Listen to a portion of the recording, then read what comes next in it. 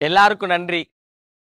ஒரு கிராமத்துல பட்டிக்காட்டுல ஒரு ஓட்டு வீட்டுக்குள்ள சும்மா தெரிஞ்ச ஒரு பையன் இன்னைக்கு ஒரு அடையாளம் படுத்தப்படுகிற, அதாவது பார்த்த உடனே ஒரு 100ல ஒரு 10, 15 பேருக்கு தெரியிற ஒரு ஆளா மாறி இருக்கேன்னா அதுக்கு 100% நீங்க மட்டும்தான் காரணம்.